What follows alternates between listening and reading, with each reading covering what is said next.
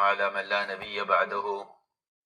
اللهم صل على سيدنا مولانا محمد وعلى آل سيدنا مولانا محمد كما صليت على إبراهيم وعلى آل إبراهيم إنك حميد مجيد. أما بعد فأعوذ بالله من الشيطان الرجيم. بسم الله الرحمن الرحيم. وما أرسلنا من رسول إلا ليطاع بإذن الله. وقال الله سبحانه وتعالى: وإذ ابتلى إبراهيم ربه بكلمات فأتمهن قال إني جاعلك للناس إماما. وقال الله سبحانه وتعالى: فبما رحمة من الله لنت لهم ولو كنت فظا غليظ القلب انفضوا من حولك فاعف عنهم واستغفر لهم وشاورهم في الأمر فإذا عزمت فتوكل على الله إن الله يحب المتوكلين. وقال عليه الصلاة والسلام: أوذيت في الله ما لم يؤذ أحد.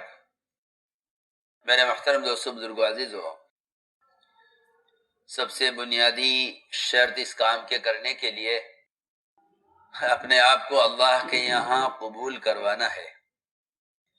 اور قبولیت کی تو آسان مثال یہ ہے کہ جب کوئی شخص اپنے کسی ذاتی کام کے لیے کوئی ملازم رکھتا ہے تو اس کو ایک امتحان سے گزارتا ہے، یہ دیکھنے کے لیے کہ یہ میرے کام کا ہے یا نہیں. اس لیے آپ جانتے ہیں کہ ان ملازمین کا انٹرویو سخت ہوتا ہے، ان کا سخت انٹرویو ہوتا ہے. اس میں بہت سے فیل ہو جاتے ہیں اور ان میں بہت سے پاس ہو جاتے ہیں. جو پاس ہو جاتے ہیں ان کی ملازمت پکی ہو جاتی ہے، جو فیل ہو جاتے ہیں ان کی ملازمت منسوخ ہو جاتی ہے.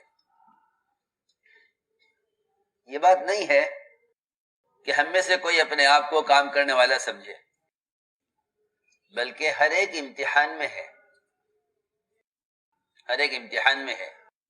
اور ایسا نہیں ہے کہ اس کام میں آدمی امتحان سے فارغ ہو جاتا ہے، بلکہ اللہ رب العزت کام کرنے والوں کو کبھی کبھی ایسے حالات سے گزارتے ہیں جن حالات سے ان کی صداقت کا، امانت کا اور یقین کا امتحان لیتے رہتے ہیں. ان کی امانت کا، ان کی صداقت کا، ان کی استقامت اور اخلاص کا اللہ امتحان لیتے رہتے ہیں. میں چھوٹی سی مثال دیتا ہوں. آدمی کام کرتے کرتے ایک سطح پر پہنچتا ہے اور یہ خیال کر لیتا ہے کہ اب میں اس سطح پر آ گیا ہوں، کہ میں اس سطح پر آ گیا کام میں کہ یہاں سے آگے ہی بڑھنا ہے، پیچھے نہیں ہٹنا ہے. لیکن اللہ تعالیٰ کے امتحان لیتے ہیں، اللہ کے امتحان لیتے ہیں اور ایسے حالات لاتے ہیں جس میں پرانے کام کرنے والوں کا، ان کی استقامت کا اور ان کو اللہ کے فیصلوں سے راضی ہونے کا امتحان ہوتا ہے. عجیب بات یہ ہے کہ اس کام میں امتحان اور اس کام میں صبر وہ موت تک ہے، موت تک ہے. اس لیے کہ حدیث میں صبر کا ثواب جنت کو فرمایا ہے. صبر کا ثواب جنت ہے اور جنت منتہا ہے. کفار کے لیے جہنم منتہا ہے، مومن کے لیے جنت منتہا ہے.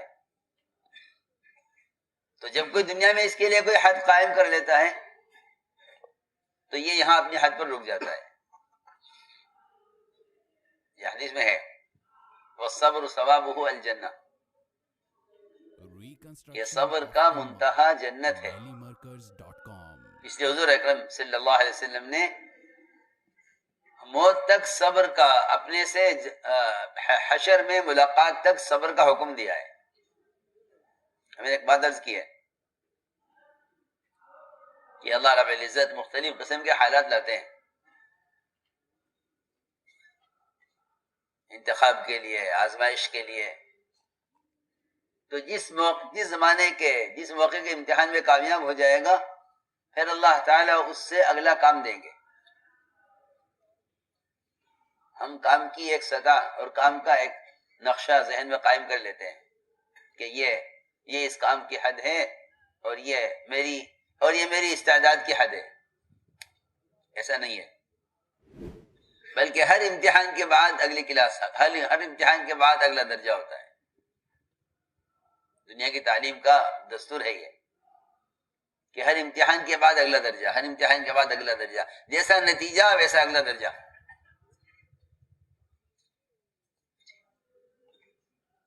تو اللہ رب العزت کام کرنے والوں کو ایسے مواقع سے گزارتے ہیں. تو میں نے عرض کیا کہ میں ایک چھوٹی سی مثال دے رہا تھا اس کے لیے.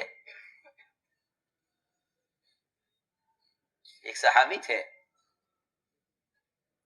عبداللہ بن سعد بن سرح،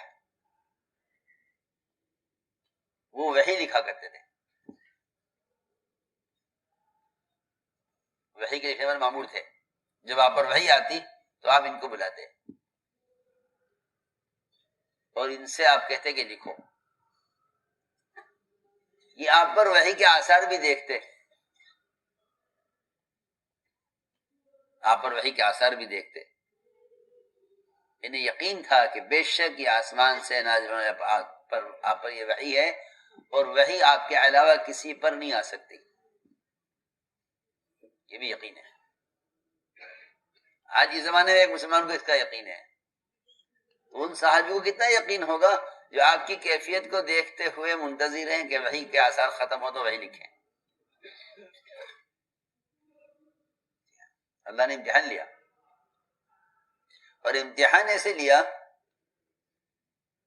کہ ایک آیت آپ پر نازل فرمائی اللہ نے، اور آپ کے بولنے سے پہلے وہی الفاظ ان صحابی کی زبان پر جاری کر دیے.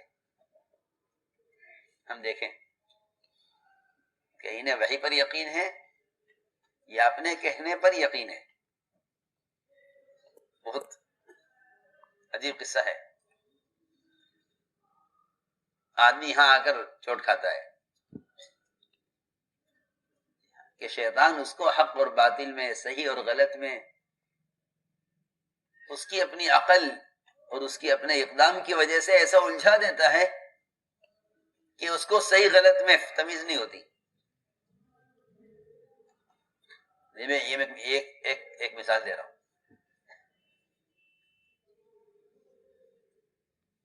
تو وہی آپ پر آئی، فتبارک اللہ احسن الخالقین. اللہ نے انسان کی تخلیق کے مراحل بیان کیے قرآن میں.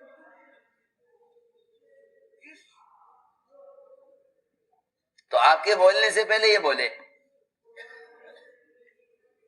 آپ کے بولنے سے پہلے یہ بولے، فرمایا کہ ہاں یہ بھی لکھو، یہ اس پر یہ آیت پر نازل ہوئی، یہ بھی لکھو.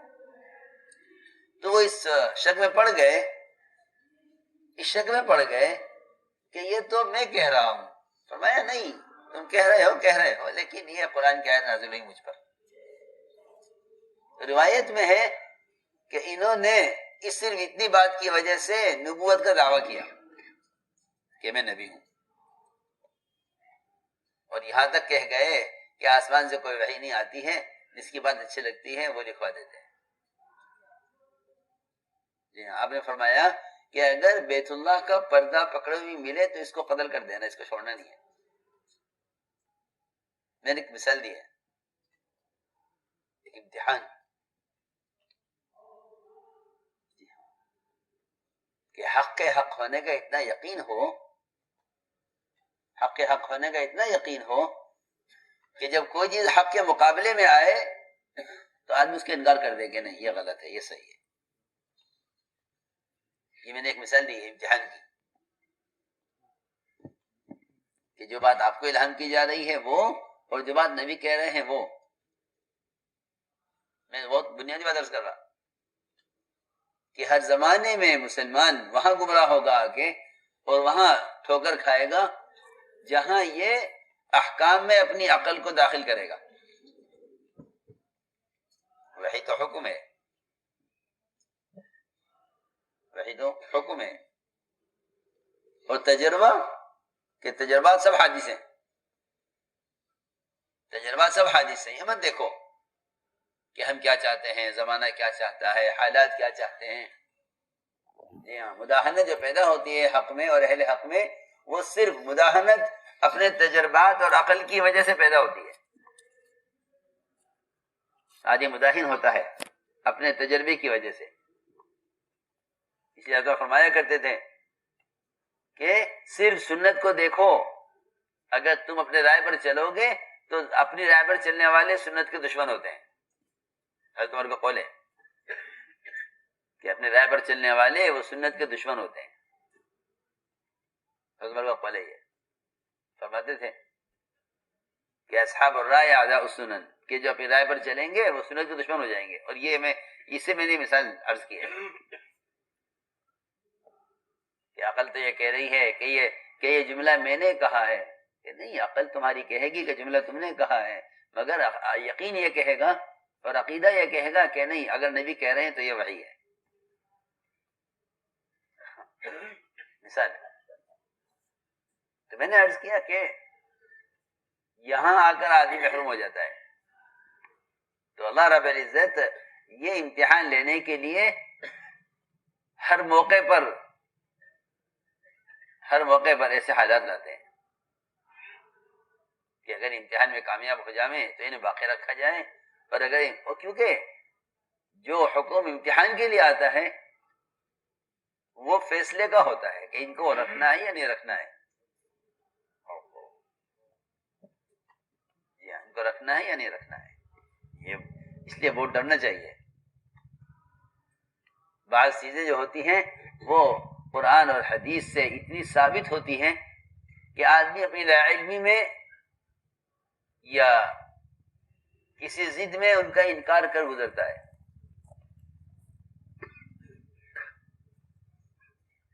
اس لیے اللہ رب العزت یوں امتحان لیتے ہیں کہ اللہ تعالیٰ اس طرح امتحان لیتے ہیں. اس لیے فرمایا کہ کوئی کسی درجے پر پہنچ جائے ہم امتحان لیں گے اس کا. سمجھتے تھے کہ آدم علیہ السلام کا بھی امتحان تھا، لا تقربا هذه الشجرة، کہ ہم تمہیں آزمائیں گے.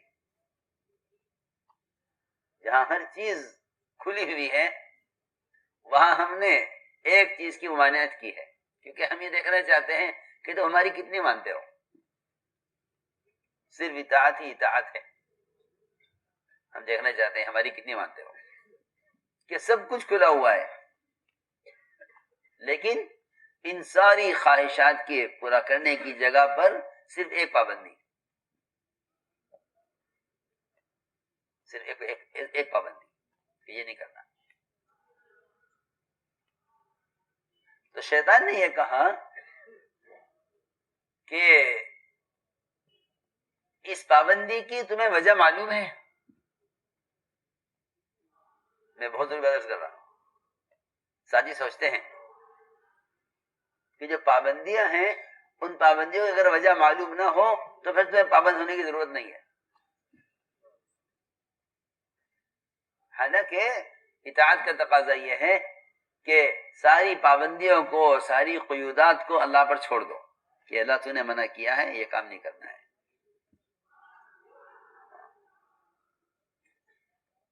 کہ پابندیوں کو، قیودات کو اللہ پر چھوڑ دو. اللہ کا حکم ہے کہ نہیں کرنا تو نہیں کرنا. حکمت کے اللہ جانے.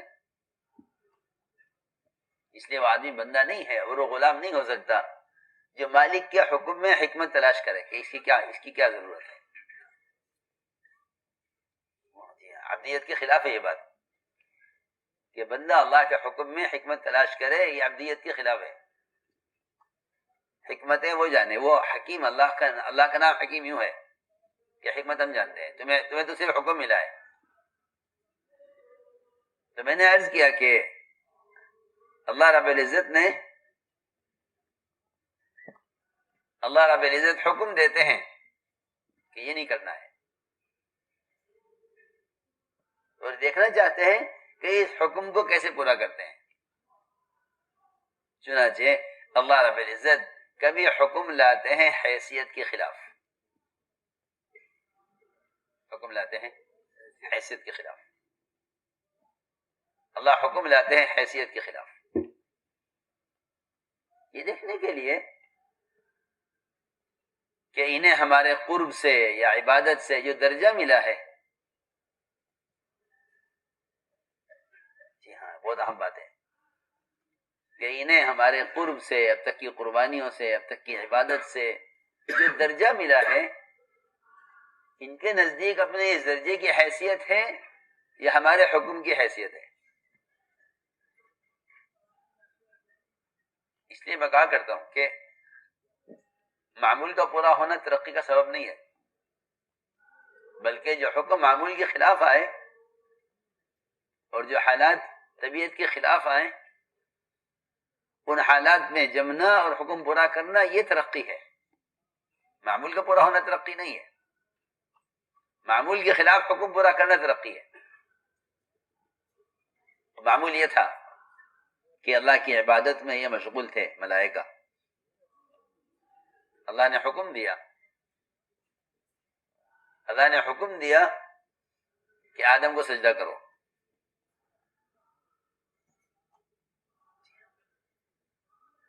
یہاں آ کر حکم مشکل ہو گیا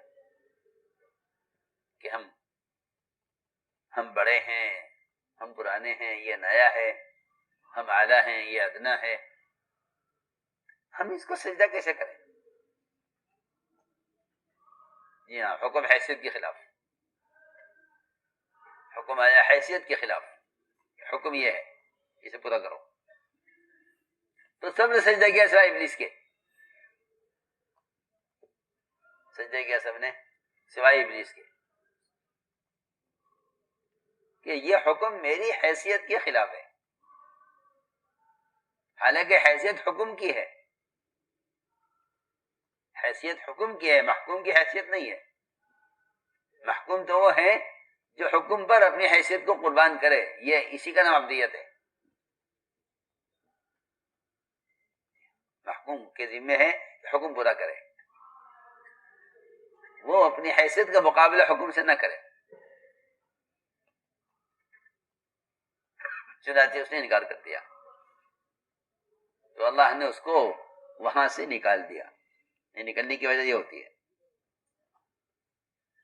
ابا واستکبرا، کہ انکار کیا. کہ انکار آدمی کرتا ہے استکبار کی وجہ سے، بڑائی کی وجہ سے.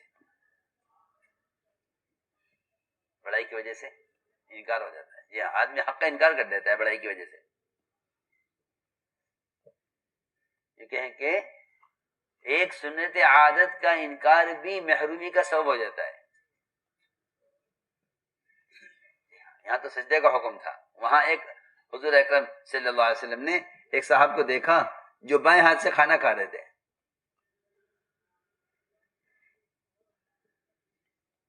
تو آپ نے فرمایا کہ کھانا دائیں سے کھاؤ.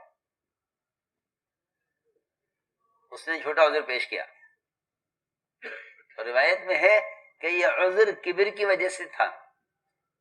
یہ عذر پیش کیا ہے کبر کی وجہ سے، عذر نہیں تھا.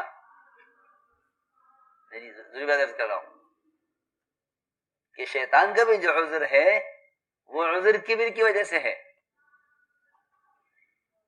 جی ہاں، عذر سے انکار، یعنی انکار کے لیے عذر کرنا کہ ہم یہ کام ہم نہیں کر سکتے.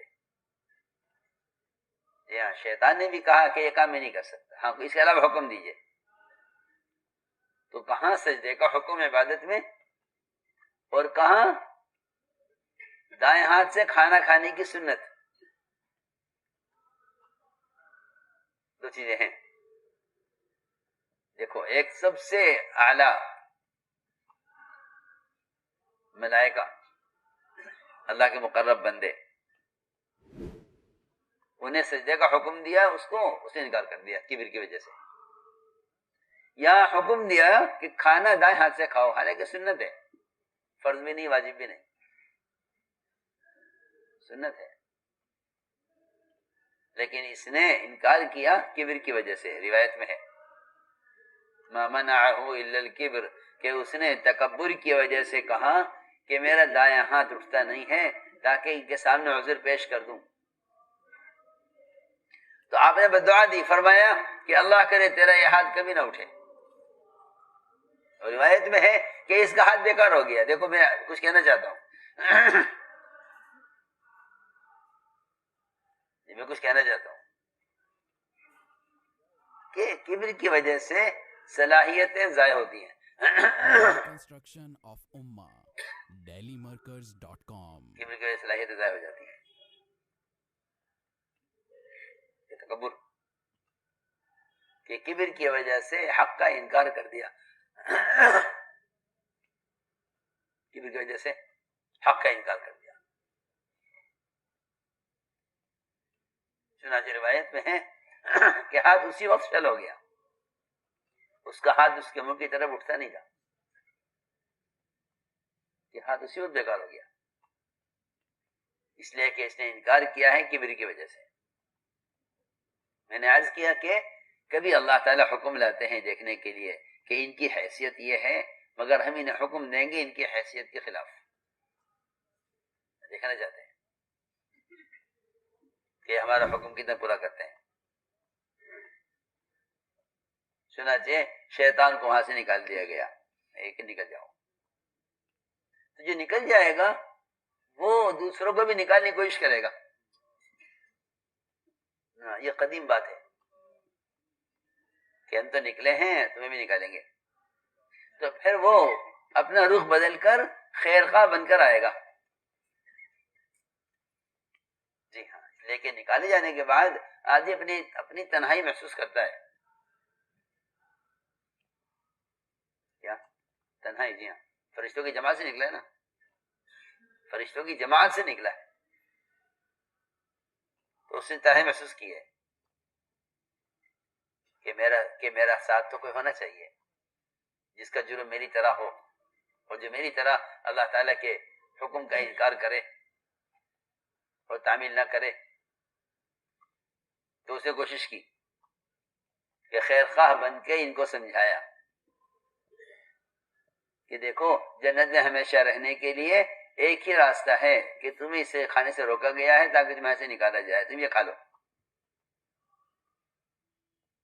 تم یہ کھا لو، تو کھا لو گے تو ہمیشہ رہو گے. جب آدمی اپنے آپ کو خیر خواہ کر کے پیش کرتا ہے نا اور امانت دار، تو یقینی بات ہے کہ وہ دھوکہ دینے کے لیے اپنے آپ کو خیر خواہ کہے گا تاکہ لوگ اس کی بات قبول کریں، اس کی بات لوگ قبول کریں. انی لکما لمن الناصحین فدلاہما بغرور. یہ خیر خواہی کا مشورہ یہ دیا کہ تم اس میں سے کھا لو، اور کھا لیا. تو وہ بھی نکلے، مگر دونوں کے نکلنے میں فرق ہے. جی ہاں، وہ نکل کر ڈر گئے اور یہ نکل کر اڑ گیا کہ نہیں ہم صحیح پر ہیں. وہ نکل کے ڈر گئے. جو نکل کے ڈر گئے اللہ نے ان کو واپس داخل کرنے کا وعدہ کیا ہوا ہے کہ ہم تمہیں واپس لائیں گے، کیونکہ تم نے غلطی کر کے استغفار کیا اور انہوں نے غلطی کر کے یہ اکڑ گئے. ہاں، تو فرق ہے یہ، غلطی کر کے ڈرنا اور غلطی کر کے اڑنا. شیطان اڑ گیا غلطی پر، شیطان غلطی پر اڑ گیا اور وہ غلطی کر کے ڈر گئے. تو ڈرنے والوں کو اللہ معاف کر دیں گے، ڈرنے والوں کو معاف کر دیں گے. اور اڑنے والوں کے لیے غلطی، ان کے لیے معافی نہیں ہے، اس لیے کہ معافی کے لیے اپنی خطا کا اقرار ضروری ہے. خطا کا اقرار کرو، معافی کے لیے خطا کا اقرار ضروری ہے. بندوں کے یہاں بھی اللہ کے یہاں بھی، دونوں کے یہاں. جی ہاں، دونوں کے یہاں خطا کا اقرار ضروری ہے. یوسف علیہ السلام کے بھائیوں نے دونوں جگہ اعتراف کیا غلطی کا. یوسف علیہ السلام کے سامنے بھی اعتراف کیا اور باپ کے سامنے بھی اعتراف کیا. جی ہاں، ایک بات عرض کر رہا، یہ لوگ کہتے ہیں کہ درگزر سے کام لو، کہ ہاں ٹھیک ہے، لیکن درگزر کے لیے اعتراف جرم ضروری ہے.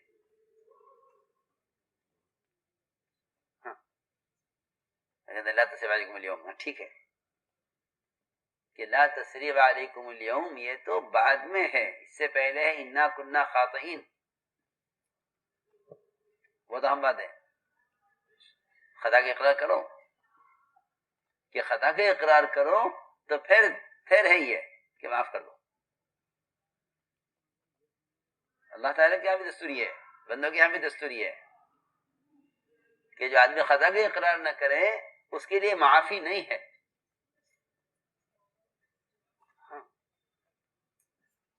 مکے والوں نے بھی یہی کہا کہ ہم سے غلطی ہو گئی کہ لا تصریب علیکم اليوم.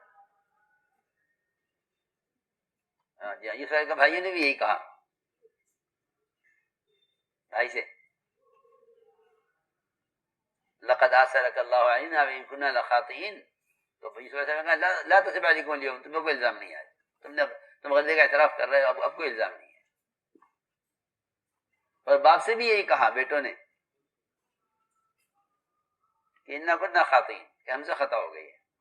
قال سوف استغفر لكم ربي، کہ اللہ سے استغفار کا وعدہ کیا یعقوب علیہ السلام نے جب بیٹوں نے غلطی کا اعتراف کر لیا.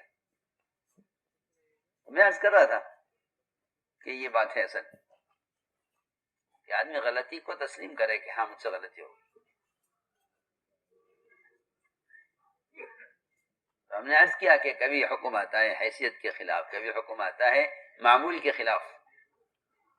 اللہ آزماتے ہیں کام کرنے والوں کو.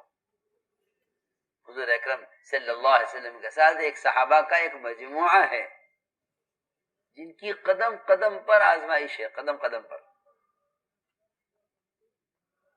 تو کہیں حکم لاتے ہیں حیثیت کے خلاف، کہیں حکم لاتے ہیں معمول کے خلاف. کہ نماز ہو رہی تھی بیت المقدس کی طرف، حکم آیا کہ رخ پھیر لیجئے بیت اللہ کی طرف.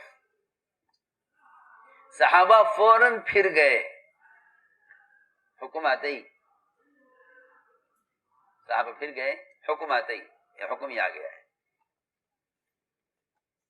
تو جو فرمایا قرآن میں کہ وہ احمق قسم کے لوگ ہیں، احمق قسم کے لوگ جو کہتے ہیں کہ یہ حکم کیوں آیا، یہ حکم کیوں آیا.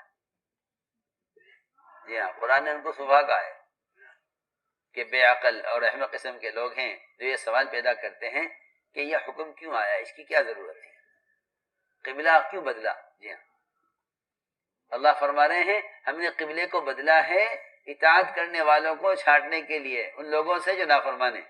دیکھو الا لنعلم يتبع الرسول بما ينقلب على عقبيه، ہم نے چھٹائی کے لیے قبلے کو بدلا ہے. سنو، اور یہ سوال کرنے والے کہ ایسا کیوں ہوا، تبدیلی کیوں ہوئی، قبلے کی تبدیلی کیوں ہوئی، یہ سوال کرنے والے کہ قرآن ان سوال کرنے والوں کو احمق کہہ رہا ہے کہ یہ بیوقوف لوگ ہیں جو کہتے ہیں کہ جب ایک رخ پر نماز ہو رہی تھی تو اس کو بدلنے کی کیا ضرورت تھی. ہاں، ایک رخ پر نماز ہو رہی اس کو کیوں بدلا،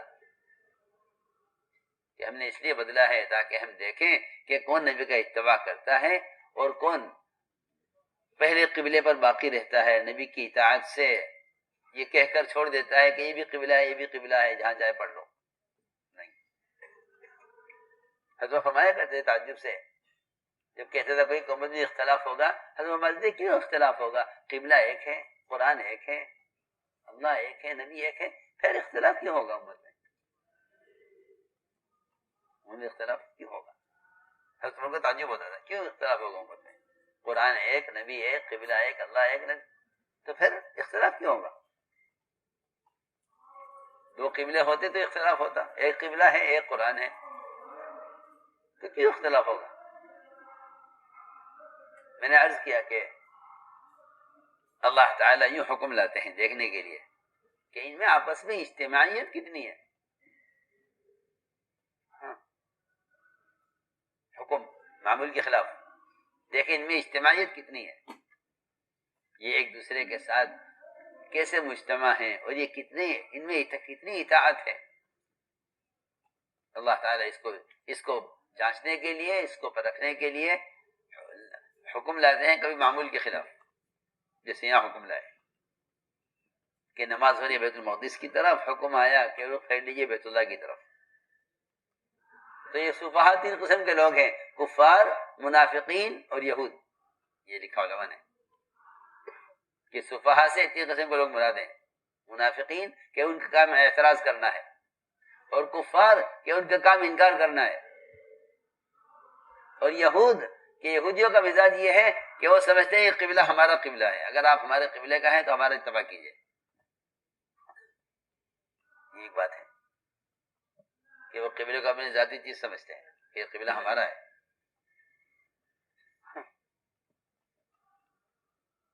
تو میں نے عرض کیا کہ اللہ تعالیٰ یوں حکم لاتے ہیں آزمانے کے لیے. اصل بات یہ ہے کہ اللہ تعالیٰ کا حکم پورا ہو نبی کے طریقے پر.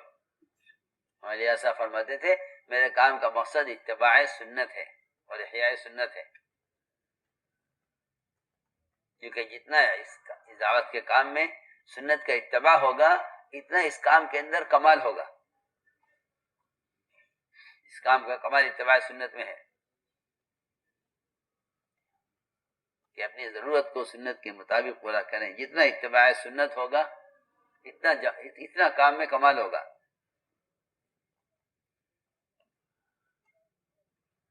تو ایک بات یہ ہے کہ اللہ رب العزت امتحان لیتے رہتے ہیں کام کرنے والوں کے. اس امتحان میں وہ کامیاب ہوں گے جو اتباع سنت پر ہوں کہ ہاں یہ صحابہ کی سیرت ہے، یہ حضور صلی اللہ علیہ وسلم کا طریقہ ہے، ہم اس کے پابند ہیں.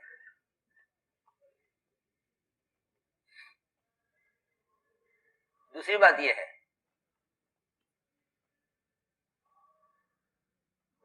یہ ہے کہ آدمی انکار کرتا ہے اجتماعیت سے حسد کی وجہ سے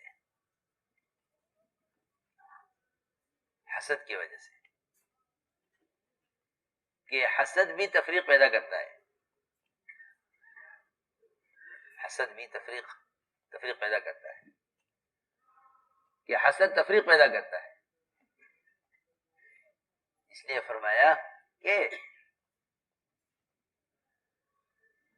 اللہ رب العزت جس طرح مال کے اور علم کے تقسیم کرنے والے ہیں اس طرح اللہ رب العزت کام بھی تقسیم کرنے والے ہیں. اللہ رب العزت کام بھی تقسیم کرنے والے ہیں. اللہ تعالیٰ جانتے ہیں کس سے کیا کام لینا ہے. اللہ جانتے ہیں کس سے کیا کام لینا ہے. اللہ رب العزت جس طرح مال کے تقسیم کرنے والے ہیں رزق کے بھی تقسیم کرنے والے ہیں، اور اسی طرح علم کو تقسیم کرنے والے ہیں، اور اسی طرح اللہ تعالیٰ نے صلاحیتیں مختلف لوگوں میں رکھی ہیں. تو وہ پہلے امتحان لیتے ہیں، پھر امتحان سے گزار کر اللہ تعالیٰ اپنے بندے کو اپنے کام کے لیے خود منتخب کرتے ہیں. یہ ہے سمجھنے کی بات ہے. میں نے پہلی بات عرض کی ہے کہ امتحان، اس امتحان کے بعد انتخاب. امتحان کے بعد یہ اصولی بات ہے کہ امتحان ہوتا ہے پھر انتخاب ہوتا ہے. اللہ تعالیٰ کا دستور یہ ہے پہلے امتحان ہوگا پھر انتخاب ہوگا. تو جب اللہ تعالیٰ کسی کو منتخب کرتے ہیں کسی کام کے لیے تو اصل بات یہ ہے جب آدم علیہ السلام کو منتخب کیا تو شیطان کو حسد ہوا. یہ علماء نے لکھا ہے کہ سب سے پہلا حسد آسمان پر ہوا.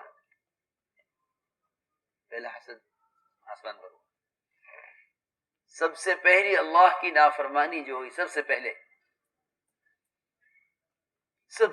اللہ کی نافرمانی جو ہوئی ہے آسمانوں میں وہ حسد کی وجہ سے ہوئی ہے. اور سب سے پہلی نافرمانی زمین پر جو ہوئی ہے وہ حسد کی وجہ سے ہوئی ہے. پہلا قتل دنیا میں ہوا ہے، پہلا قتل ہوا دنیا میں حسد کی وجہ سے. پہلا قتل اولاد آدم میں جو پہلا قتل ہوا ہے دنیا میں حسد کی وجہ سے ہوا ہے. جی ہاں، وہ اس پر ہوا کہ نہیں اس لڑکی کا میں حقدار ہوں، اس لڑکی کا. جی ہاں، یہ بنیاد ہے، سوچنے کی بات ہے. حسد ایسی بیماری ہے کہ جو نیکیوں کو جلا کر خاک کر دیتی ہے، ختم کر دیتی ہے. اور میں نے غور کیا کہ سب سے بنیادی چیز حسد ہے. شیطان کو وہاں سے نکالنے والا عمل ہی حسد ہے. جی ہاں، اصل سبب یہی ہے، کیونکہ اللہ کا انتخاب تھا یہ کہ ہم نے آدم کو منتخب کیا ہے اور تمہیں اس کو سجدہ کرنے کا حکم دیا ہے. تو حسد نے شیطان کو سجدے سے روکا ہے. حسد ہے یہ اصل بنیادی چیز حسد ہے اس میں کہ انا خیر منہ، کہ میں ان سے بہتر ہوں. جی ہاں، غور کرنے کی بات ہے کہ پھر اللہ تعالیٰ جس کو چاہیں گے منتخب کریں گے. تو بہت سے ساتھیوں کے کٹنے کی وجہ یہ ہوتی ہے کہ انہیں کیوں منتخب کیا گیا. یہ میں آپ کو بتانا چاہتا ہوں. جی ہاں، یہ آگے بڑھنے میں رکاوٹ بنتا ہے یہ چیز کہ ہم ان کے ساتھ کام نہیں کریں گے. یہ کیوں ہے؟ اچھا، دوسری بات یہ بھی ہے کہ چلو ہم نہ صحیح تو یہ بھی نہیں صحیح. جی ہاں، یہ بھی ہے. شیطان کا یہی مسئلہ تھا کہ اگر میں نہیں تو پھر یہ بھی نہیں. ہاں سنو، باریک باتیں ہیں، بہت غور کرنے کی ہیں. یہ امراض ہیں اندر کے جو آدمی کو بڑی صلاحیتوں کو ضائع کرا دیتے ہیں اور کام سے بٹھا دیتے ہیں. حسد ہے صرف، اور کچھ نہیں ہے. میں نے غور کیا کہ سارے اختلافات بھی حسد کی وجہ سے ہوتے ہیں.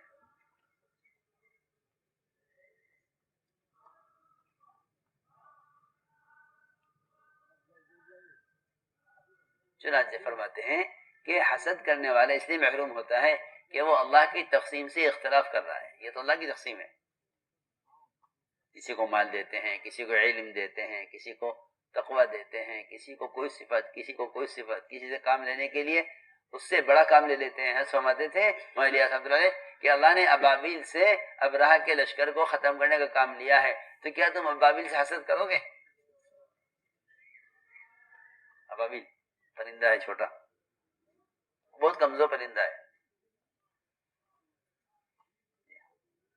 بہت کمزور ہے. ایسا ہے کہ اگر زمین پہ گر جائے تو اس سے اٹھا نہیں جاتا اور پرندے اڑ جاتے ہیں فوراً.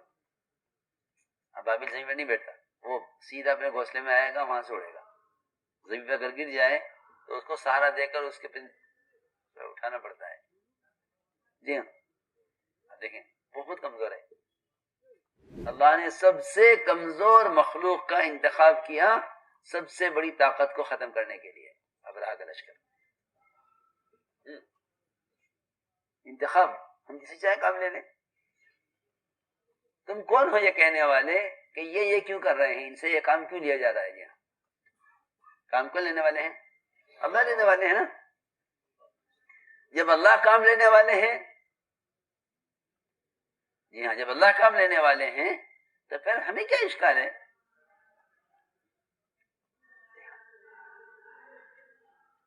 کعب بن مالک رضی اللہ تعالیٰ کا جو واقعہ ہے خروج سے پیچھے رہ جانے کا، خروج سے پیچھے رہ جانے کا، اس سارے واقعے کے بعد جو اگلی آیت ہے وہ ہے اتقوا اللہ وکونوا مع الصادقین. Reconstruction of Ummah. dailymarkers.com. اتقوا اللہ وکونوا مع الصادقین. دیکھو قرآن پوری آیت کے بعد ثم تاب علیہم لیتوبوا ان اللہ تواب الرحیم. آگے ہے یا ایھا الذین آمنوا اتقوا اللہ وکونوا مع الصادقین. ہاں، یہ سوچنے کی بات ہے کہ ذرا سا پیچھے رہے ایک تقاضے پر، ایک موقع پر، صرف ہر موقع پر نکلے، ایک موقع پر پیچھے رہ گئے تو اللہ تعالیٰ نے توبہ قبول کرنے کے بعد جو اگلا حکم دیا وہی ایک فرمایا اتقوا اللہ وکونوا مع الصادقین. جی ہاں، کہ اللہ سے ڈرو اور سچوں کے ساتھ ہو جاؤ. یہاں سچے سے کون مراد ہے؟ سنو غور سے بات ہے. جی ہاں، کہ وہ ہیں سچے لوگ جو مسلسل کام میں چل رہے ہیں، جو کام میں مسلسل چلنے والے ہیں، وہ سچے بات، وہ سچے لوگ ہیں. وہاں سے پوچھا گیا کہ حضرت استقامت کسے کہتے ہیں؟ حضرت نے فرمایا کہ لوگ استقامت جس کو سمجھتے ہیں کہ کوئی کام ہو تو اہتمام سے ہو، اور میں کہتا ہوں کہ استقامت یہ ہے کہ آدمی اس کام میں مر جائے. کام میں مرنا استقامت ہے. ہم نے ایک بندہ کی ہے کہ قابل مالک ایک موقع پر پیچھے رہے تو جہاں اللہ نے ان کی توبہ کو قبول کیا وہاں ساتھ یہ فرمایا اتقوا اللہ وکونوا مع الصادقین، کہ اللہ سے ڈرو اور سچوں کے ساتھ ہو جاؤ. میں بتاؤں سچے کون ہے؟ سچی بات ہے. قرآن اور حدیث نے جماعت کو سچا کہا ہے، اس لیے جماعت کے ساتھ التزام کو اصل قرار دیا گیا. بہت اہم بات ہے کہ جماعت کے ساتھ رہو. اس کے ساتھ جماعت کے ساتھ الگ مت ہو جماعت سے، جماعت کے ساتھ رہو. اور یہ بھی سن لو کہ کوئی سوال کرے کہ کہاں جڑیں، تو قرآن نے امت کی اجتماعیت کے لیے اس کو بھی صاف کر دیا ایک لفظ میں. یا قرآن نے کہا کہ جڑنے کی جگہ وہ ہے جو پرانی جگہ ہے. من اول یوم، دیکھو پہلی جگہ کون سی ہے؟ من اول یوم احق ان تقوم فیہ. ہاں سیدھی بات ہے. جی ہاں، اس وقت پوچھتے کہاں جڑے؟ کہا قرآن نے کہا من اول یوم، پہلا دن. من اول یوم احق ان تقوم فیہ، کہ نبی جی آپ کو تو وہاں جڑنا چاہیے، وہاں جانا چاہیے جو آپ کی قدیم جگہ ہے. سنو وہ سے کیا ہے؟ قدیم جگہ. جی صاف بات ہے، صاف بات ہے. نئی مرکز، نیا جگہ، نیا ٹھیا ہے نہیں. ہم نیا مرکز بناویں، ہم نیا ٹھیا بناویں، یہ نہیں. قرآن نے اس سے منع کیا ہے. قرآن نے اس سے پکی بات ہے، قرآن نے اس سے منع کیا ہے کہ تمہیں 100 اختلاف ہوں مگر تم الگ ٹھیا مت بنانا. اگرچہ تمہارا ارادہ بھی اچھا ہو کہ ہم تو ان الحسنہ، ہم تو اچھا چاہتے ہیں، ہم تو بھلا چاہتے ہیں، کیونکہ افتراق جو ہے وہ 100 بیماریوں کی ایک بیماری ہے. اور اختلاف کہ اگر 100 اختلاف ہیں تو کوئی بیماری نہیں ہے.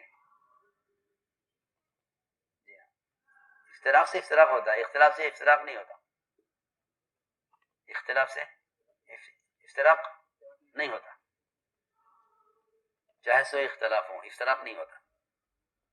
افتراق سے ہوتا ہے، اختلاف سے افتراق نہیں ہوتا. پکی بات ہے. جی ہاں. سوال ہم کہاں جڑے؟ کہا کہ نہیں کچھ بھی ہے الگ مت جڑنا کہ آؤ بھائی ہم یہاں جڑے ہیں، نہیں. اگرچہ تمہارا کتنا بھی اچھا ارادہ ہو، لیکن اللہ کو افتراق کے ساتھ اچھے سے اچھا ارادہ بھی اللہ کے یہاں قابل پکڑ ہے اور قابل گرفت ہے. ہاں سنو غور سے بات. تو ہم نے عرض کیا ہے کہ حسد افتراق پیدا کرتا ہے. حسد کیا کرتا ہے؟ افتراق پیدا کرتا ہے. کہ نہیں جی ہم ان کے ساتھ نہیں. حضور اکرم صلی اللہ علیہ وسلم نے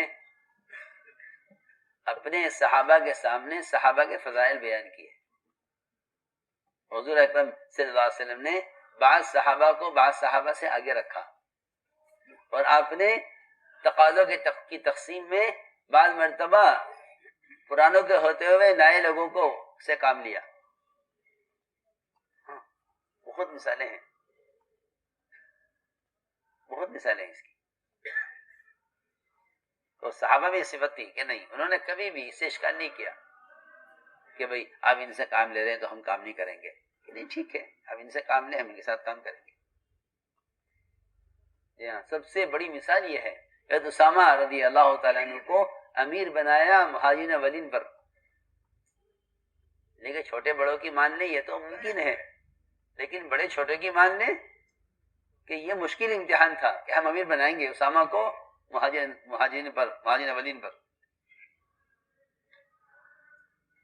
تو یہ بات کہی گئی، آپ سے بھی کہی گئی، آپ کے بعد ابوبکر صدیق سے بھی کہی گئی کہ امیر بدل دیں جماعت کا، کہ نہیں یہ نہیں ہوگا، امیر نہیں بدلیں گے، امیر نہیں بدلیں گے. ہاں سنو، عجیب یہ چیزیں ہیں سمجھنے کی. میں اس کو عرض کر رہا ہوں شروع سے، یہ بات چیزیں آئیں گی جس میں آدمی سمجھے گا کہ ہاں اس کو چھوڑ دینا چاہیے یا اجتماعی چھوڑ دینی چاہیے، الگ ہو جانا چاہیے. نہیں، اختلاف نہیں، اختلاف کرو، کوئی حرج نہیں ہے، لیکن اختلاف نہیں.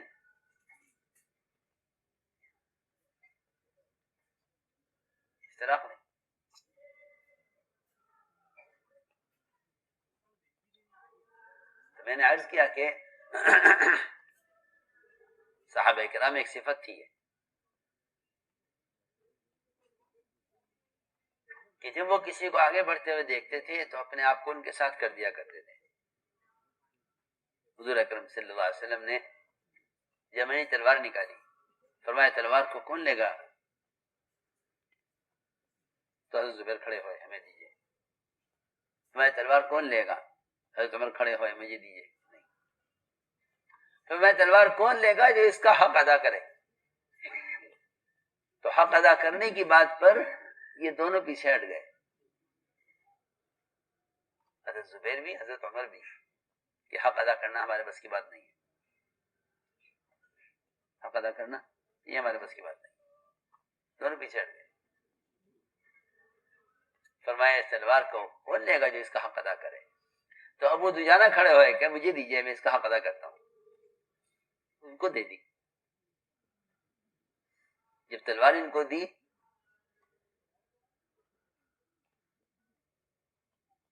تو یہ زبیر رضی اللہ تعالی عنہ ابو دجانہ کے ساتھ ساتھ میدان میں گئے.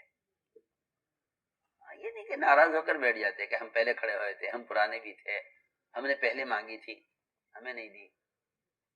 ہاں یہ ہوتا ہے ساتھیوں کہ ہم پرانے تھے، ہم تو پہلے سے تھے. جی ہاں، ہم پرانے بھی تھے، ہم پہلے سے بھی تھے، ہمیں پہلے پیش کی گئی تھی، ہمیں کیوں نہیں دی گئی؟ یہ نہیں، کیونکہ حضور اکرم صلی اللہ علیہ وسلم کی تقسیم پر آپ کی تقسیم سے اختلاف کرنے والے عام طور سے منافق ہوتے تھے. ہاں دیکھو روایت، عام طور سے آپ کی تقسیم سے اختلاف کرنے والے منافق ہوتے تھے. جی ہاں، وہ جس نے کہا تھا کہ آپ نے تقسیم میں انصاف نہیں کیا وہ منافق تھا. حضرت عمر نے کہا گردن اڑا دو اس کی، کہ نہیں چھوڑ دو.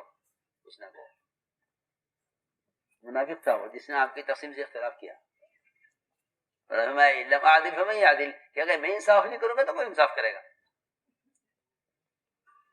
تو میں نے ایک بات عرض کی ہے کہ تقسیم کار اللہ کی طرف سے ہوتی ہے. اللہ جس کو چاہتے ہیں اپنے کام کے لیے چنتے ہیں. خبر نہیں کس آدمی کی خلوت اللہ کے ساتھ کیسی ہے، ہمیں نہیں معلوم، ہم تو ظاہر کو دیکھ رہے ہیں. جس کا تعلق با اللہ کیسا ہے، اس کے اللہ کے درمیان کیا اعمال ہیں، کہ جس سے اللہ اس سے کام لے رہا ہے. جب بھی تم کسی کو آگے بڑھتے ہوئے دیکھو تو یہ غور کیا کرو کہ شاید اللہ کو اس کی کوئی نیکی اسے پسند آئی ہوگی، اللہ کو پسند آئی ہوگی. ہمیں کیا مطلب، ہمیں کیا ضرورت ہے. دوسری بات یہ ہے کہ جب اس کام سے شہرت کا اور جب اس کام سے مالی انتفاع کا مزاج بن جائے گا تو پھر آدمی کسی کا آگے بڑھنا برداشت نہیں کرے گا. یہ اصل بات ہے. جی ہاں، شہرت پھر برداشت نہیں ہوگا. یہ کیوں آگے آ گئے کہ ان کو پیچھے کرو؟ کیوں؟ اس لیے کہ جب دنیا ہی اصل وہ چیز ہے جس کے لیے آدمی دوسروں کو پیچھے ہٹانے کی کوشش کرتا ہے. دین میں کسی کو پیچھے نہیں ہٹائے گا، کیونکہ اس سب کا بدلہ آخرت میں ملنا ہے، دنیا میں تو کچھ لینا نہیں ہے. ہاں، کیونکہ جب دین کے کام کے ساتھ اغراض وابستہ ہو جائیں گی تو پھر آپس کا مقابلہ شروع ہو جائے گا. آپس کا مقابلہ شروع ہو جائے گا. یہ غرض آ گئی اندر، یہ غرض ہے، اسے کون حاصل کرے گا؟ تو جو حاصل کرنے کے لیے آگے ہوں گے لوگ انہیں پیچھے ہٹائیں گے کہ تم نہیں، ہم حاصل کریں گے غرض. کہ جب اغراض آئیں گی، فرماتے تھے حضرت کہ اغراض جب آتی ہیں جب اخلاص نکل کر ختم ہو جاتا ہے. جی ہاں، کیونکہ اغراض اور اخلاص یہ دونوں ایک دل میں جمع نہیں ہو سکتے. کہ آدمی مخلص بھی ہے اور غرض بھی ہے، یہ نہیں ہو سکتا. یہ ممکن ہی نہیں ہے کہ اخلاص بھی ہو اغراض بھی ہو، یہ ممکن نہیں ہے. ہاں آدمی چھوڑ دے گا، کیا چیز ہے، ہمیں دنیا مطلوب نہیں ہے. اس لیے فرمایا کہ مخلصین وہ ہوتے ہیں کہ اگر کھو جائیں تو کوئی ان کو تلاش نہ کرے، اور مل جائے تو کوئی ان کی پرواہ نہ کرے. وہ ہے مخلص. تو ہم نے عرض کیا کہ حسد یہ ایک ایسی چیز ہے جو آپس کی اجتماعیت کو ختم کر دیتی ہے. آدمی حسد کی وجہ سے ساتھ نہیں رہتا. تو ہم نے عرض کیا کہ زبیر رضی اللہ تعالی عنہ وہ حضرت ابو دجانہ کے پیچھے پیچھے میدان میں گئے اور جا کے کام دیکھا. لیکن کام دیکھو کام کیا ہو رہا ہے، کہ کام دیکھو کام کیا ہو رہا ہے. تو ابو دجانہ رضی اللہ تعالیٰ عنہ کے کام کو دیکھ کر فرمایا حضرت زبیر نے کہ اللہ جانے اللہ کے رسول جانے کسے کیا کام لینا ہے. تو میرے دوستوں عزیزو بات اصل یہ ہے کہ جب حسد پیدا ہو جائے گا تو حسد ایک دوسرے کی مدد اور تعاون سے روک دے گا. حالانکہ یہ کام تو باہمی تعاون سے ہے، یہ کام آپس کے تعاون سے ہے کہ ساتھی ایک دوسروں کا اس کام میں تعاون کریں. یہ کام ایک دوسرے کے تعاون سے چلے گا. دنیا کے کام تقابل سے چلتے ہیں. جی ہاں، تاجروں میں کمپٹیشن دیکھو گے، زمینداروں میں مقابلہ دیکھو گے، حکام میں ملک کے مقابلہ دیکھو گے. سارے دنیا کے کام تقابل سے ہوتے ہیں، ایک دوسرے کے مقابلے سے. اور دین کے سارے کام ایک دوسرے کے تعاون سے ہوتے ہیں کہ خیر کے کام ایک دوسرے کا تعاون کرو. خیر کے کام میں ایک دوسرے کا تعاون کرو کہ خیر کے کام آپس کے تعاون سے ہوتے ہیں. اس لیے حکم ہے وَتَعَاوَنُوا عَلَى الْبِرِّ وَالتَّقْوَىٰ کہ نیکی کے کام ایک دوسرے کی مدد کرو. اور جہاں تم یہ دیکھو کہ دنیا آ گئی ہے اور معاملہ دنیا کا ہے اور اغراض پیدا ہو گئی ہیں دین کے کام میں، کہ پھر وہاں تعاون چھوڑ دو کہ نہیں بھائی ہم اس کام میں تعاون نہیں کریں گے، ہم اس کام میں تعاون نہیں کریں گے. ہاں میں مثال دیتا ہوں اس کی. یہ صحابہ کی ایک صفت یہ تھی کہ وہ اپنی دنیا کے لیے کام کو آڑے نہیں لاتے تھے اور اپنے دین کو دنیا کے لیے استعمال نہیں کرتے تھے. نہ دین کو، نہ دین کی دعوت کو، نہ دین کے تعارف کو، نہیں. یہ بہت بڑی صفت تھی اور یہ اخلاص کی بات ہے کہ آدمی اپنی دنیا کے لیے دین کو استعمال نہ کرے، دنیا کے لیے دین کو استعمال نہ کرے. میں چھوٹی سی مثال دیتا ہوں. مولانا صاحب رحمۃ اللہ علیہ کا یہ پیر کا موزہ چمڑے کا یہ پھٹ گیا، چمڑے کا موزہ پھٹ گیا. تو ایک ساتھی سے کہا بھائی دیکھو یہ پھٹ گیا، نیچے موچی ہے، اس کو سلوا لاؤ، اس کو سلوا دے. لے گیا وہ موزہ موچی کے پاس. اس نے 2 ٹانکے لگائے اس میں، کیا 2 ٹانکے لگائے. اس نے پوچھا کہ کس کا موزہ ہے؟ تو اس نے کہہ دیا خادم نے کہ حضرت کا موزہ ہے. مولانا صاحب موزہ، موچی نے کہا خیر حضرت کا چمڑے کا حضرت کا موزہ یہ تو میرے لیے سعادت ہے. اور اس نے ٹانکے لگا کے دی. حضرت نے پوچھا بھائی تم موچی سے سلوا کے لائے؟ کہ جی. کتنے پیسے لگے؟ کہ نہیں حضرت وہ تو بہت خوش ہوا آپ کے موزے کو دیکھ کر. اور اس نے کہا نہیں حضرت کا موزہ تمہیں کیسے نہیں دوں گا؟ تو حضرت نے کیا فرمایا جواب میں اس خادم سے؟ حضرت نے فرمایا کہ تبلیغ تو بیچ کے آ گیا موچی کے یہاں. سن رہے کیا فرمایا؟ تبلیغ تو بیچ کے آ گیا موچی کے یہاں. سوچو ایک جوتے میں 2 ٹانکے لگے تاکہ کیا کیا کیا خرچہ ہوا ہوگا؟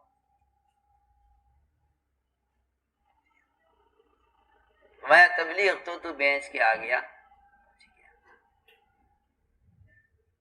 تو نے کیوں کہا کہ حضرت کا جوتا ہے؟ یہ ہے کام کے تعارف کو دنیا کے لیے استعمال کرنا. اب ذرا اندازہ کرو ہمارا معمول، ہمارے حالات. جی ہاں سب بات ہے.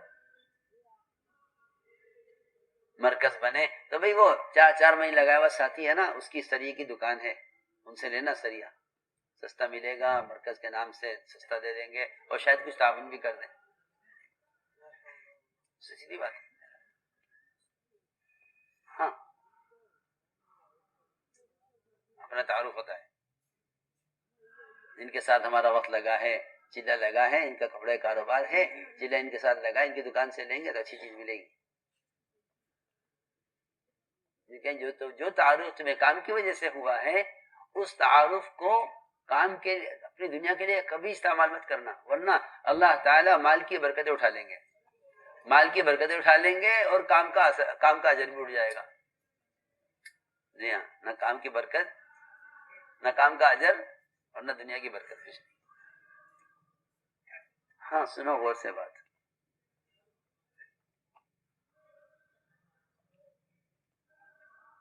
بہت اہم بات ہے، ہوتا ہے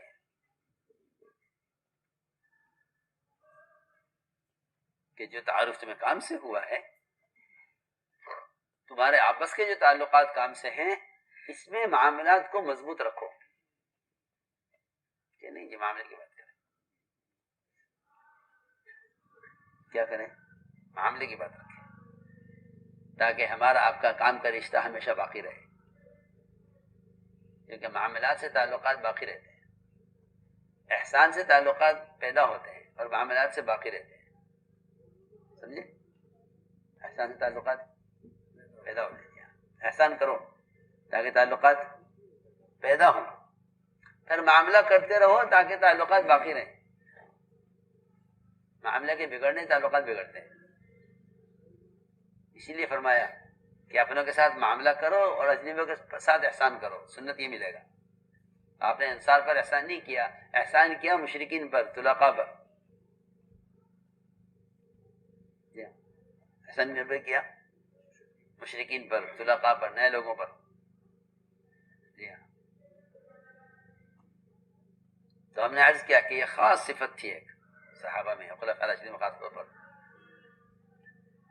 کہ وہ کام کے تعارف کو اپنی ذات کے لیے استعمال نہیں کر سکتے. بالکل نہیں. حضرت علی رضی اللہ عنہ نکلے بازار. کہاں؟ کرتا چاہیے تھا. نہیں کسی کو بیچتے منگوا لیتے. بھائی کسی کو بیچتے کا منگوا لیتے بازار، آپ کو جانے کی ضرورت تھی کرتے کے لیے؟ کہ نہیں اپنا کام خود کرنا ہے. حضور اکرم صلی اللہ علیہ وسلم خود بازار میں نکلے پاجامہ خریدنے کے لیے.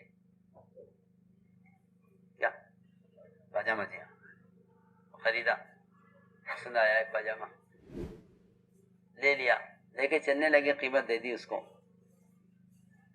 ایک صحابی نے کہا کہ گھر تک میں پہنچا دوں؟ فرمایا کہ نہیں، جس کی چیز ہے وہ اٹھانے کا خود اس کا حقدار ہے. اپنا سامان خود اٹھاؤ.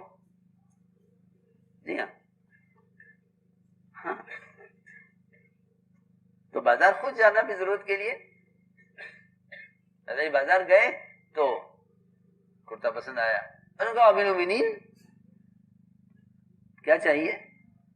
کہ نہیں کچھ نہیں چاہیے، ہم تو ایسے آئے تھے. آگے بڑھ گئے. اگلی دکان پر کرتا نظر آیا، واقعی پسند آ گیا. جب لینے لگے تو دکاندار نے پہچان لیا. امیر المومنین کیا چاہیے؟ کہ نہیں کچھ نہیں چاہیے، ہم دیکھنے آئے تھے. Reconstruction جو of دکاندار Ummah. پہچانتا رہے اس کو چھوڑ. DailyMarkers.com. ہاں یہ نہیں کہ جاننے والے سے لیں، حالانکہ کون نہیں جانے گا امیر المومنین کو بازار میں. جی ہاں دیکھو احتیاط. ایک دکان پہ گئے، بچہ بیٹھا، چھوٹا بچہ. ہاں بھائی بڑے میں کیا چاہیے؟ میں کہا بھائی یہ کرتا چاہیے. کتنے کا؟ کہ اتنے کا ہے. لے لیا، اس کو پیسے دیے، کرتا لیا اور گھر آ گئے.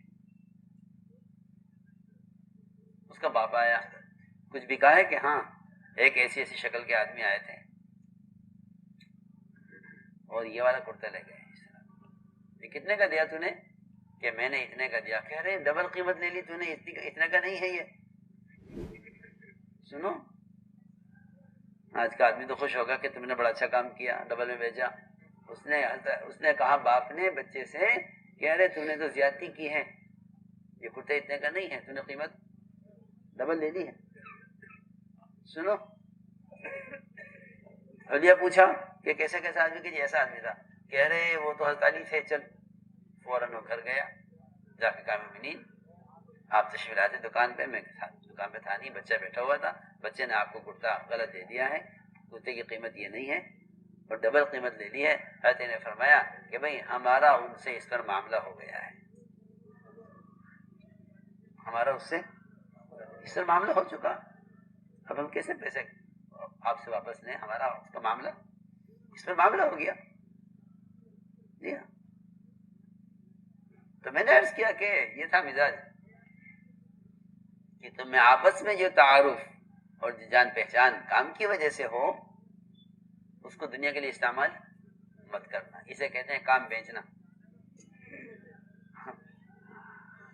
اسے کہتے ہیں کام بیچنا. دیا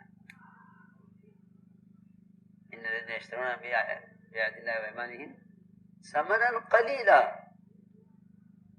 اولئک لا خلاق لهم في الآخرة. سنو تو صحیح کیسی عجیب آیت ہے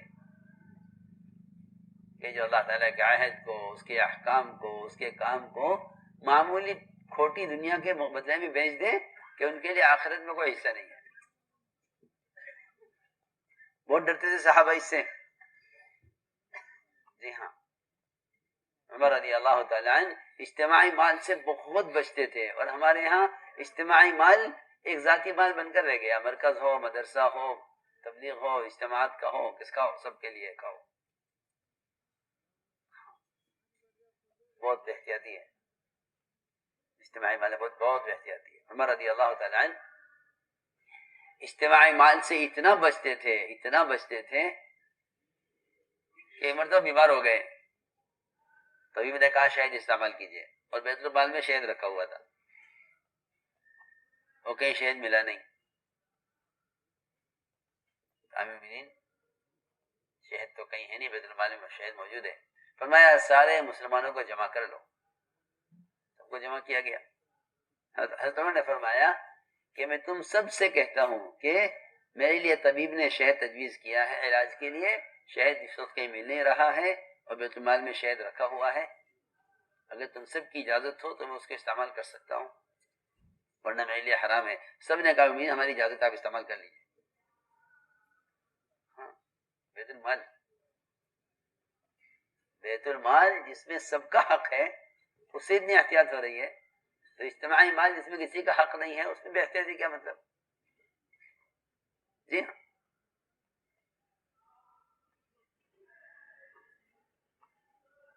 یہ تھا احتیاط.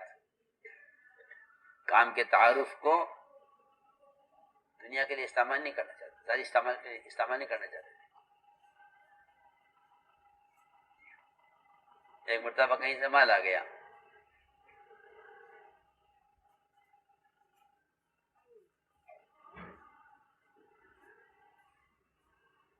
غالباً عطر آیا، مشک اور عنبر. فرمانے لگے اپنی گھر والی سے کہ میں چاہ رہا تھا کوئی اچھا تولنے والا ہوتا، یہ امتحان کے طور پر. دیکھیں ہمارے گھر والوں کا کیا خیال ہے. کوئی اچھا تولنے والا ہوتا جو مجھے اس تول کے بتاتا کتنا ہے، تاکہ میں اسے تول کر تقسیم کروں. تو بیوی کہنے لگی کہ مجھے بہت اچھا ناپنا آتا ہے، میں تول دوں گی، باہر کا آدمی خبر نہیں صحیح تولے نہ تولے، میں تول دوں گی۔ فرمایا نہیں، جو تم اٹھا کے اس میں عنبر اور مشک رکھو گی ترازو میں، وہ تمہارے ہاتھ کو انگلی کو لگے گا، اور پھر تمہارے سر میں کھجلی ہوگی، تم وہاں کھجاؤ گی تو یہاں لگ جائے گا۔ میں نہیں چاہتا کہ مسلمانوں کے مال میں سے تمہیں کچھ پہنچے۔ ہاں جی ہاں، تم ہاتھ سے اٹھاؤ گی، پھر تمہارے سر میں کھجلی ہوگی، تم سر میں کھجاؤ گی تو یہ عطر یہاں لگ جائے گا۔ میں نہیں چاہتا کہ مسلمانوں کے مال سے میرے گھر والے فائدہ اٹھائیں، نہ الگ، تاکہ ہم آخرت میں اس کا حصہ ملے اپنی محنت۔ ایک بچے کو دیکھا تمہارے نے کمزور سا، میں بچہ کس کا اتنا کمزور؟ عبداللہ بن عمر نے کہا آپ کا ہی تو پوتا ہے، آپ کا پوتا ہے۔ فرمایا اتنا کمزور کیوں ہے؟ انہیں کھلاؤ پلاؤ، صحت بناؤ ان کی، اتنا کمزور کیا ہوا بچے کو؟ عبداللہ بن عمر کو موقع ملا، کہنے لگے اے مومنین، جتنا مال آتا ہے آپ سارا خرچ کر دیتے ہیں دوسروں پر، گھر والوں کو بچوں کو کھلاتے نہیں ہیں، اس لیے آپ کے بچے کمزور ہیں۔ آپ کو چاہیے جو مال آئے گھر والوں کو بھی دیں اس میں سے۔ حضرت عمر نے فرمایا اے عبداللہ، میں تم لوگوں کو اس دھوکے میں رکھنا نہیں چاہتا، میں تمہیں اس دھوکے میں رکھنا نہیں چاہتا کہ باب مومنین ہے تو جو مال آئے گا ہمیں ملے گا کہ نہیں۔ فرمایا عبداللہ تم خود تجارت کرو، کیا کرو؟ تجارت کرو، سب تجارت کریں، تم بھی تجارت کرو۔ اب سوچیں پڑ گئے کیا تجارت کریں، خیال یہ آیا کہ موقع ایک ہی تجارت اچھا ہے، اس میں فارغ بھی رہیں گے اور تجارت بھی نفع کی ہے۔ کیا تجارت کریں؟ تو خیال یہ آیا کہ کمزور اونٹ خریدے جائیں، کمزور اونٹ خریدے جائیں، اور کمزور اونٹ خرید کر چراگاہ میں چھوڑ دیے جائیں۔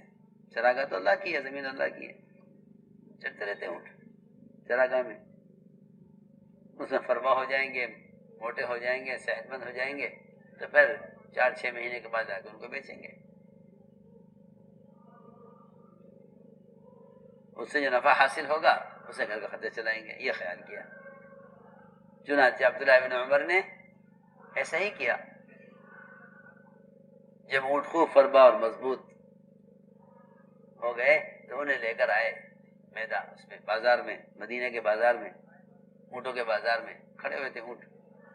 حضرت عمر بھی پہنچ گئے بازار میں، معمول تھا دیکھنے کا تجارت کیسے ہو رہی ہے، جیسے وہ نماز دیکھتے تھے کہ مسجد میں نماز کیسے ہو رہی ہے، ایسے دیکھتے تھے کہ بازار میں تجارت کیسے ہو رہی ہے۔ ہاں، ایسا نہیں ہے کہ ہمارے ہاتھ میں کتابیں ہوں اور جاہلوں کے ہاتھ میں منڈیاں ہوں، ایسا نہیں تھا، بلکہ بازار بھی علماء کی نگرانی میں تھے، عدالتیں بھی علماء کی نگرانی میں تھی، زندگی کے تمام شعبوں میں علماء تھے، اس لیے ہر شعبہ حق پر اس طریقے پر قائم تھا۔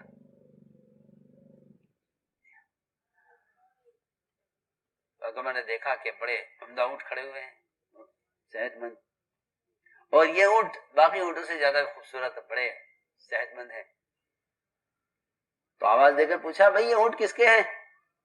عبداللہ بن عمر دوڑتے ہوئے آئے، کہا ہاں مومنین میرے اونٹ ہیں۔ حضرت عمر نے فرمایا کہ اتنے عمدہ اونٹ، اتنے اچھے اونٹ،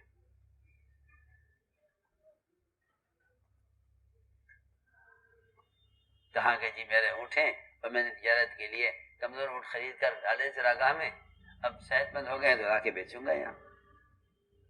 حضرت عمر نے فرمایا کہ میں دیکھ رہا ہوں کہ تمہارے اونٹ باقی اونٹوں کے مقابلے میں زیادہ صحت مند ہیں، میرا خیال ایسا ہے کہ لوگوں نے تمہارے اونٹوں کا خیال زیادہ کیا ہوگا میری وجہ سے، کہ بھئی حضرت کے بیٹے کے اونٹیں کا ذرا زیادہ خیال رکھنا، ان کو اچھا کھلایا گیا ہے، اچھا پلایا گیا ہے، اس لیے تمہارے اونٹ باقی اونٹوں سے زیادہ مضبوط اور فربا ہیں۔ ایسا معلوم ہوتا ہے کہ میری وجہ سے تمہارے اونٹوں کا خیال زیادہ کیا گیا ہوگا، اس لیے عبداللہ ابن عمر ہمارا معاملہ تمہارا آخرت کا معاملہ ہے، ایسا نہ ہو کہ ہمارے نام سے، کام کے نام سے اونٹوں کا خیال زیادہ کیا گیا ہوگا، لہٰذا میرا خیال تو یہ ہے کہ اونٹ بیچ دو اور جو نفع حاصل ہو بیت المال میں جمع کرا دو. لو جی تجارت بھی ہوئی تو ایسی ہوئی. تجارت ہوئی تو ایسی ہوئی. اول تو یہ نہیں کہا کہ کیا تجارت کرنے کی، یعنی تجارت کرو کماؤ سب کی طرح.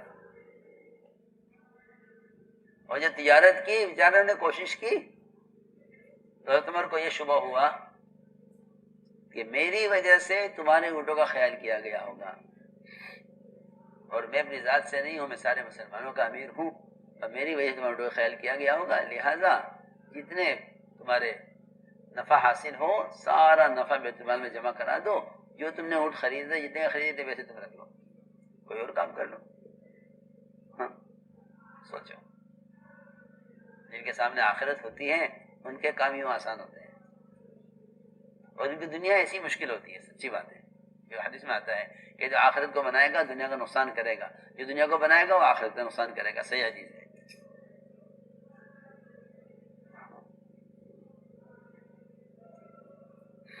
تو میں نے عرض کیا کہ یہ احتیاط.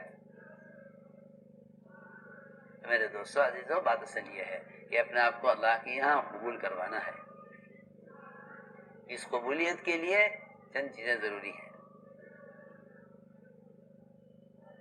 پہلی بات تو یہ ہے کہ ہمارا اللہ کا تعلق بڑھے، اس لیے کہ جب بندے کا اللہ کی ذات کے ساتھ تعلق کمزور ہوتا ہے باعتبار خلوت کے، باعتبار ذکر و عبادت کے، باعتبار اتباع سنت کے، تو پھر اس کے بعد ان کے بندوں کے حالات بگڑتے ہیں.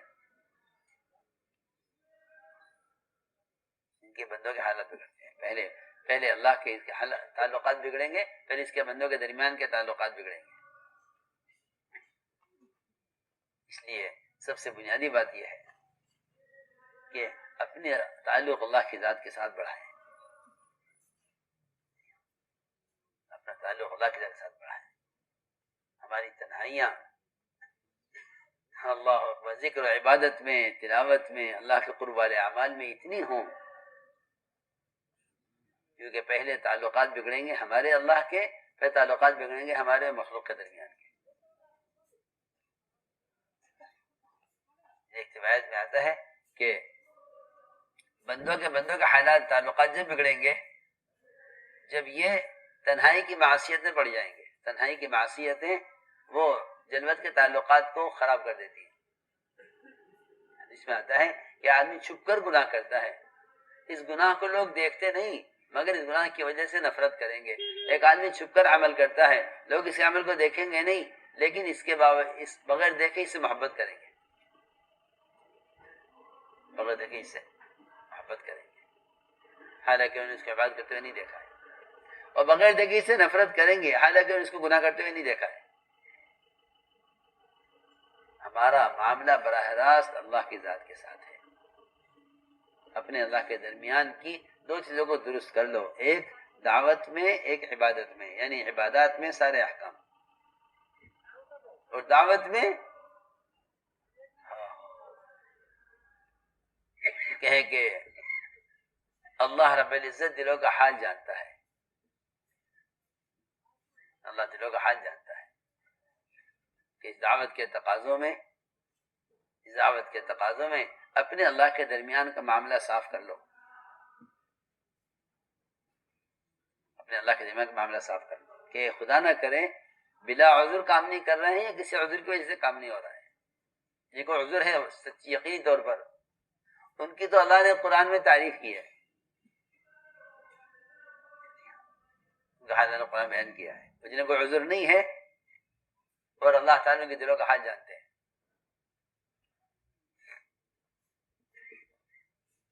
اس لیے فرمایا کہ اس کام کو اللہ کا حکم سمجھ کر کرو. اس کام کو اللہ کا حکم سمجھ کر کرو. اس کام کو اللہ کا حکم سمجھ کر کرو. اور کام میں استقامت کے ساتھ چلو. کام میں استقامت کے ساتھ چلو اور اس کام کو اللہ کا حکم سمجھ کر کرو. اس لیے کہ کام کرتے کرتے دنیا سے جائیں، بس یہی استقامت ہے، ورنہ کسی کے آگے بڑھنے پیچھے ہٹنے سے نہیں. وہ تو ہر ایک کے لیے میدان محنت اس کے لیے کھلا ہوا ہے. اپنے آپ کو کام میں قبول کرواؤ اللہ کے یہاں، اپنے آپ کو کام میں اللہ کے یہاں قبول کرواؤ، اپنے آپ کو اللہ کے یہاں اس کام کے لیے قبول کرواؤ، اور ہر ایک کے لیے میدان کھلا ہوا ہے. اور اس کام کو پورا یقین بصیرت کے ساتھ کرو، اس لیے کہ جنہیں اس کام پر یقین بصیرت ہوگی وہ رکاوٹوں کے باوجود کام کریں گے. صحابہ کرام نے کہ کام میں جو بھی رکاوٹ پیش آئی، صحابہ سمجھتے تھے کہ یہ رکاوٹ اللہ تعالیٰ کی طرف سے ایک امتحان ہے. رکاوٹ میں کام نہیں چھوڑا، رکاوٹوں میں کام نہیں چھوڑا. جو بھی حال صحابہ پر آیا ہے، صحابہ نے ہر حال میں کام کیا ہے. سمجھتے تھے کہ اگر حالات کی وجہ سے کام کو چھوڑ دو گے تو اس سے زیادہ برے حالات کو دعوت دو گے. کہ ہر حال کا حل وہ کام میں ہے، ہر حال کا حل کام میں ہے. کہ حالات کا اور فتنوں کا علاج کام سے کرو، فتنوں کا علاج کام سے کرو. کہ جب تم پر فتنے آویں اور حالات آویں تو تم اپنے کام کی مشغولی کو بڑھا دو. یہ سنت ہے، یہ سنت ہے. جب حال آئے تو تم کام کی مشغولی کو بڑھا دو. جی ہاں، غزوہ مریسی میں ایک فتنہ پیدا ہوا. غزوہ مریسی ایک غزوہ ہے، اس میں ایک فتنہ پیدا ہوا کہ ایک انصاری ایک مہاجری کے درمیان آپس میں پانی لینے میں جھگڑا ہو گیا. پانی پہلے لوں گا، میں پہلے لوں گا، میں پہلے لوں گا. اس میں جھگڑا ہو گیا، اس میں آپس میں جھگڑا ہو گیا. جھگڑا ہوا اور وہی فوراً ہی ختم ہو گیا. فوراً ہی ختم ہو گیا. آپس میں کوئی بات ہو گئی، ختم ہو گئی. لیکن منافقین کا کام ہی ہوتا تھا کہ اگر کوئی بات پیش آ جائے مسلمانوں میں تو اس بات کو بڑھایا جائے، اس بات کو بڑھایا جائے تاکہ ان باتوں کے بڑھنے کی وجہ سے یہ اپنے کام کے نہ رہیں، یہ ان چیزوں کو لے کر آپس میں الجھ جائیں. یہ بہت ضروری بات ہے، یہ بات کو بڑھاؤ. منافقین کا کام یہ تھا کہ چھوٹی بات پیش آوے کہ اس کو بڑا بناؤ اور بات کو پھیلاؤ. اس لیے حدیث میں آتا ہے کہ ایک آدمی کے مفسد اور جھوٹا ہونے کے اتنا کافی ہے کہ سوئی بات کو آگے بڑھا دے. بات کو پھیلانا، بات کو بڑھانا، یہ منافقین کا کام تھا. انہوں نے بات کو بڑھایا اور بات کو یہاں تک بڑھا دیا کہ ایک دوسرے کو اپنی مدد کے لیے پکارا اور یہاں تک کہہ گئے کہ عزت والے ذلت والوں کو مدینے سے نکال کے باہر کر دیں گے. تو مجھے تو عرض اتنا کرنا تھا کہ جب یہ بات پیش آئی تو حضور اکرم صلی اللہ علیہ وسلم نے اپنے صحابہ کو چلایا، صحابہ کو چلایا، دن بھر چلایا، پھر رات بھر چلایا، پھر اگلا پورا دن چلایا، پھر رات بھر چلایا. تیسرے دن دوپہر کو جا کے اجازت ملی آرام کرنے کی. اتنا دوڑایا تاکہ ہر دو کے درمیان فاصلہ ہو جائے. اونٹوں پر سواری ایک اونٹ پر ایک سواری ہوتی ہے، ایک اونٹ پر ایک سواری، تاکہ اونٹ آگے پیچھے چلیں تو آپس میں باتیں نہ کریں. اور چلایا اتنا زیادہ کہ جہاں پہنچے وہاں بیٹھ کے باتیں نہ کریں. روایت میں ہے کہ صحابہ اونٹوں سے اترے نہیں بلکہ گرم ریت پر اونٹوں کے اوپر سے اپنے آپ کو گرا لیا نیچے، اور جو جہاں گرا وہاں پڑ کے سو گیا گرم ریت کے اوپر. تھکے ہوئے اتنے تھے کہ نہ بستر کی ضرورت، نہ ٹھنڈک کی ضرورت، نہ سائے کی ضرورت. جی ہاں، روایت میں ہے سو گئے کہیں پر لیٹ کر گرم ریت پر. کیوں؟ کہ آپ نے یہ بتانے کے لیے کہ قیامت تک جب بھی تمہارے اجتماعی کام میں کوئی ایسی بات پیش آئے تو تم اپنے خروج کو اور اپنے مشغولی کو بڑھا دو. اور اگر اس سے بیٹھ گئے کہ یہ مسئلہ حل ہو جائے پھر نکلیں گے کہ نہ، یہ تو فتنوں کو بڑھانے والی بات ہے.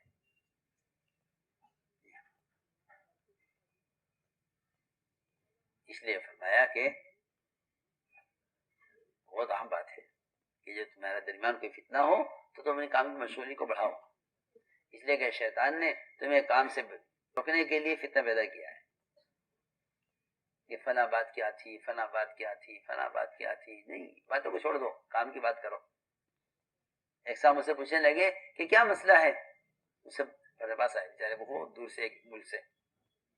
میں نے کہا ایک ہی مسئلہ ہے کہ امت جہنم سے کیسے بچے، جنہیں کا عذاب کیسے آوے، اس کی فکر کرو. ہمارا اس کے علاوہ کوئی مسئلہ نہیں ہے. ہمارا اس کے علاوہ ہمارا کوئی مسئلہ نہیں، اس کے علاوہ صرف ایک ہی مسئلہ ہے. صرف نبی کے لیے بھی یہ مسئلہ ہے، صحابہ کے لیے بھی یہ مسئلہ تھا کہ امت جہنم سے بچ جاوے. جہاں لوگ کلمے یاد نہیں ہیں، نمازیں نہیں ہیں، اس کی کوشش ہے کہ چلو پھرو محنت کرو، لوگوں کو کلمے نماز پر لاؤ. اس کے علاوہ ہمارے یہاں کوئی مسئلہ نہیں ہے. وہ بیچارے ملک سے آئے اور یہ جواب لے کر ملک میں واپس گئے. وہاں سب کو جمع کیا کہ بھئی میں مسئلہ حل کر کے آ گیا. کیا مسئلہ حل کر کے آئے؟ کہنے لگا جی میں گیا تھا نظام الدین، میں اس کے ساتھ بیٹھا کہ وقت چاہیے، 1-2 گھنٹے بات کرنی ہے آپ سے. کہا بھائی بیٹھو، کیا بات ہے؟ کہ مجھے 2 گھنٹے کم سے کم چاہیے. ٹھیک ہے، بات کیا ہے؟ بات تو بتاؤ. تو وہ 2 گھنٹے کا مسئلہ 1 منٹ میں نمٹ گیا. ہاں، وہ گئے جا کے ساتھیوں کو جمع کیا، اگر اس نے تو یہ کہا ہے. کہنے کا پھر اس کے لیے کیا کرنا ہے؟ اس کے لیے اور دینا ہے. جی ہاں. تو اس نے جا کر اس ملک سے 4 مہینے کی جمع نظام الدین بھیجی کہ جاؤ دعا یہاں مسئلہ صرف یہ ہے کہ امت جہنم کی طرف جا رہی ہے، اس کو ان کی طرف پھیرنا ہے. Reconstruction of Ummah, dailymarkers.com. اس لیے میرے دوستو عزیزوں، بات اصل یہ ہے کہ خدا نہ کرے ایسی چیز کو کام سمجھ بیٹھو جس کا کام سے دور کا بھی کوئی تعلق نہ ہو. اپنا گشت، اپنا خروج، محنت، ملاقاتیں، امت کو فرائض پر لانا، کام تو یہ تھا. پتہ نہیں ساتھی کہیں میں لگے. جب انتظام کام بن جاتا ہے نا تو اصل کام بالکل عوام کی سطح کی چیز ہو کے رہ جاتا ہے. پرانوں کے لیے، پرانے انتظام کے لیے، عوام کام کے لیے.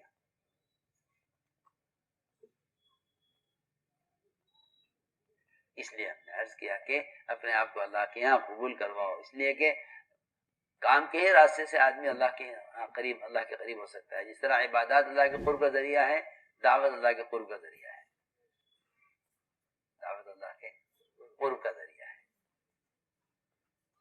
اس لیے اپنے آپ کو قربانیوں پر آمادہ کرو اور اپنے آپ کو اس کام میں مشغول رکھو. کام میں اپنے آپ کو مشغول رکھو کہ اپنے آپ کو کام میں مشغول رکھو اور قربانیوں میں آگے بڑھو.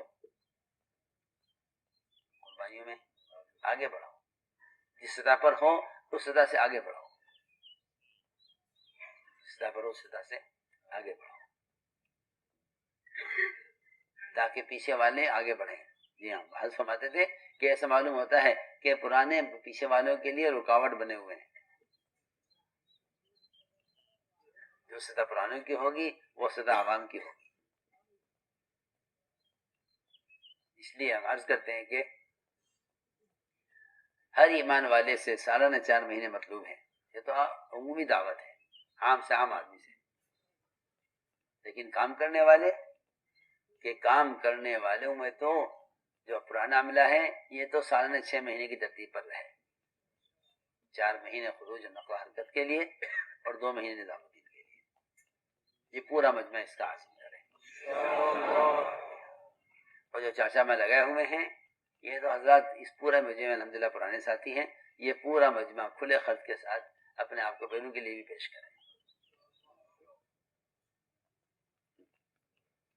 اور اس وقت آپ نے پورے صوبے کو اپنے یہاں بلایا ہوا ہے.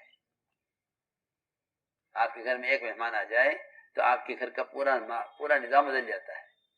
اس اندازہ کریں، اس سے اندازہ کریں کہ اتنا بڑا مجمع آپ کی دعوت پر آیا ہے. اس مجمع کے آنے والے مجمع کی تعلیم اور تربیت، ان کا وقت صحیح گزرنا، اس اجتماع سے جماعتیں لے کر نکلنے کے لیے آپ حضرات ارادے فرمائیں. نقد 4 مہینے کے لیے نقد فرمائیں، اس اجتماع سے جماعتیں لے کر نکلنے کے لیے فرمائیں ہمتیں کر کے فرمائیں.